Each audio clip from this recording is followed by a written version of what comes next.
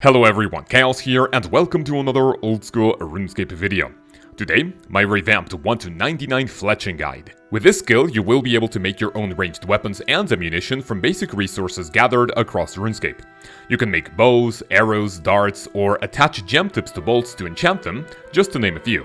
Although this skill offers an obscene amount of variety in terms of what you can do at any given level, the core training methods are fairly boring and experience per hour will be fairly moderate or extremely fast at a hefty cost. If you find this video useful, remember to subscribe with notifications on and consider becoming a channel member with the join button below for tons of extra benefits in the videos, in the live streams, and in the Discord. These are all the quests that provide a fletching experience as of the time of making this video. Remember that some of them have a fletching level requirement, and you may not be able to do them right away. Just like firemaking, fletching is pretty straightforward, and even doing early game quests for experience might take longer than actually getting the level yourself, even if you are an Ironman. We will look at one way to skip some early levels, but it's not really worth it. For fletching, we only have a few quests, first being the Tourist Trap. This is going to be useful for two reasons. The first one is that it will unlock the ability to make darts. And, like I will mention in a few minutes, it is the fastest but most expensive way to train fletching. The second is that at the end of the quest, you can theoretically get 9,300 experience after level 10, but it's much better used on agility. The next quest is Big Chompy Bird Hunting. With it, you will be able to make your own Ogre Bow and Ogre Arrows to start the Chompy hunting activity. This is useful for the Western Achievement Diary, but most importantly, it is essential for Ironmen looking to make their own weapons and ammunition. Zogre Flesh Eaters will also allow you to make Comp Ogre Bows and Brutal Arrows, which are slightly more powerful than Ogre Arrows to kill Chompies faster. But again, mostly important for Ironmen looking to make their own ammo. Fletching is a weird one for useful items because other than the materials to make your own stuff, you really don't need anything. But I'll still give you a small list of things you might want to keep track of on your journey to 99. To fletch and string bows, you will need a knife, different tiers of logs, and even bowstring if you want to get more experience and money out of your items. Another method we will mention involves both dart tips and unfinished bolts. Keep a healthy amount of feathers in your bank to be able to attach them to said ammo for a ton of experience. You can also make arrows, javelins, and even add gem tips to finished bolts for fletching experience. These three are not optimal, but will be mentioned during alternative methods, and other than materials, that's pretty much it. Now, if firemaking was fairly dry when it comes to RuneLite plugins, fletching has it even worse. To my knowledge, we only have one useful plugin for fletching simply called Idle Notifier. This will let you know when your character is AFK after a certain period of time, and it's nice for you to train as efficiently as possible since it will notify you when you stop doing something. Okay, let's begin. Our road to 99 will have a fairly humble start. You are going to grab regular logs and use a knife on them to make arrow shafts. If you are an unrestricted account, simply buy the logs on the Grand Exchange, just like pretty much every upcoming method. And for Ironmen, well, you'll have to get your own logs of course. You will need 231 logs to get to level 10 for our next method. Another option to get to level 10 that will actually give you just a tiny bit of profit will be adding feathers to arrow shafts in order to make headless arrows. These will always be needed because another method we will talk about involves adding arrow tips to these headless arrows, so demand will almost always be there. This also provides slightly more experience, and you can make them in sets of 15, meaning you will need 77 sets of headless arrows to get to level 10. Before we continue, I will take a small detour to explain how this guide is going to work. As you probably know, there are a few training methods you can do at different levels, which involve a specific group of materials. Instead of being a video version of the wiki article, I will talk about each training method and then tell you which items are worth making so you don't lose as much money. Pretty similar to farming, your fletching experience per hour will depend on your budget and of course how patient you are. Now, why is level 10 important? Well, because this is where you can start one of, if not the most iconic way of training, which is simply fletching bows. Technically, you can start at level 5 with short bows, but you will lose a little bit of money. By using a knife on regular logs, you can now make long bows, which will provide more experience per log. With the ability to fletch bows, you can also use a bowstring on unstrung bows in order to make a fully functional bow. You will achieve higher experience per hour, but naturally you will have to spend some cash to train this way for the early levels. I'll talk about what bows are worth fletching in a while. Okay, back to fletching just the logs into unstrung bows. The first few levels are going to go by pretty quickly, and you will also lose a little bit of cash regardless of what you do. So, I recommend making the highest tier of bow you can until level 70. This means you are going to fletch regular longbows from levels 10 to 20, oak short bows from 20 to 25, and oak long bows from 25 to 35. From here on out and until level 70, you will start making profit from the unstrung bows. So, continue on with the willow short bows from 35 to 40, willow long bows from 45 to 50, maple short bows from 50 to 55, and finally maple long bows from 55 to 70. I say finally because the next bow you can fletch is a yew short bow at level 65, but these won't be profitable like the ones prior to this step. At level 70 you can start making yew long bows, which will put you back in the realm of profitability. I don't know if that made any sense, but experience per hour will be pretty healthy, and you will continue doing this until level 85. We are also skipping magic short bows because just like before, you will waste money by fletching these.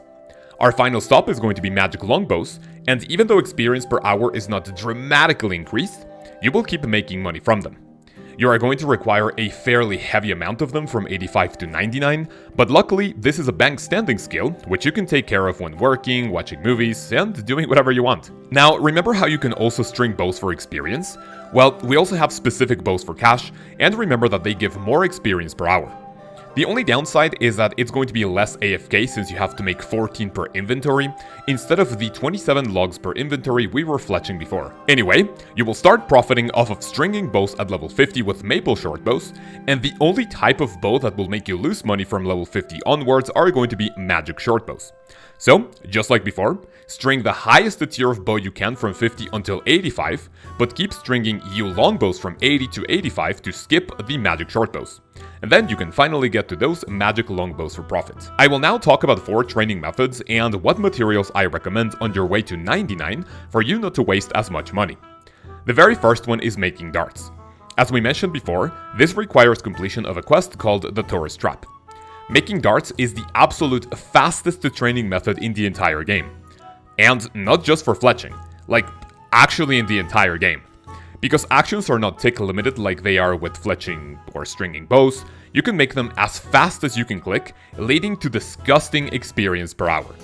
Of course, the downside is that it is extremely expensive. For darts I recommend making anything that isn't bronze, adamant and rune just because of how expensive they are compared to the next ones. Meaning that if you want to go really fast, you will focus on iron, steel, mithril, amethyst and finally dragon.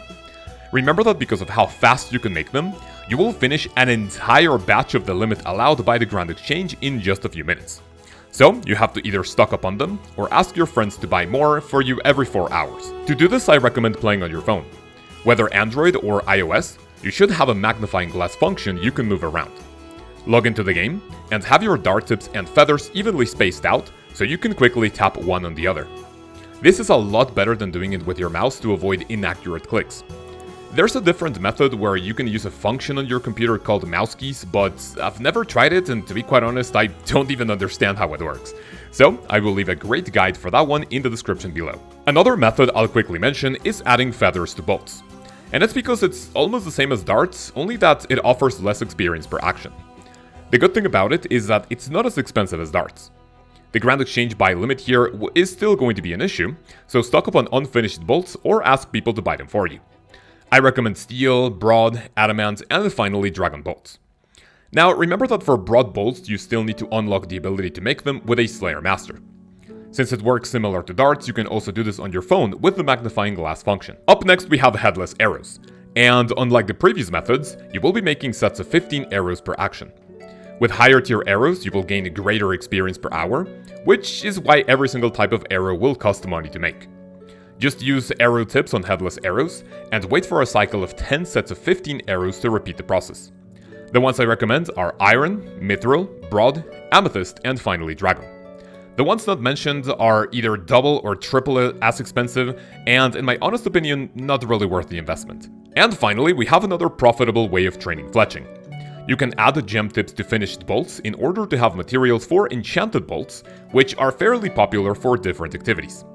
This is as simple as having gem tips and bolts in your inventory, using one on the other, and waiting for a set to be done, much like we did with arrows. Technically speaking, a lot of them will give you profit, but the ones I recommend are sapphire mithril bolts and ruby tipped adamant bolts. This is because the others will cost money to make, and the ones that seem to give profit are rarely used for their effect. So demand might not always be there, leading to lower sale prices. Remember, you can add any type of gem tip to dragon bolts, And for this one, we have a slightly bigger variety of suggestions. Opal, Sapphire, Ruby, Diamond, and the Dragonstone are fairly popular because of their effects when enchanted. Level 84 is needed in order to make all of these. And now we have 3 alternative methods, all of which I don't really recommend too much, but if you want to give them a go, be my guest. The first one is making javelins, and the process is almost the same as if you were making arrows. But because of javelins are very rarely used because the ballistas are almost exclusively used for PKing, demand will be fairly low, so you will waste a ton of money. You can also fletch Celastra's bark into battle staves starting at level 40.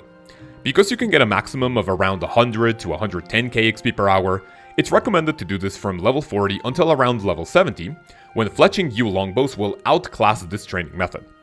It will also cost you some cash, but naturally you will gain experience slightly faster. And finally, with 2 logs per inventory, you can make wooden shields. This is absolutely not recommended, as experience per hour is pretty bad, and any tier of shield will cost you money. And now, boys and girls, what do I personally recommend from levels 1 to 99 fletching?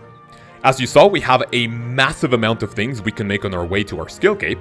However, I will only give you 2 roadmaps, which consist of either moderate experience per hour with profits, or the fastest possible 99 in the game, which will cost you a ton of GP. The first one is just by fletching and or stringing bows.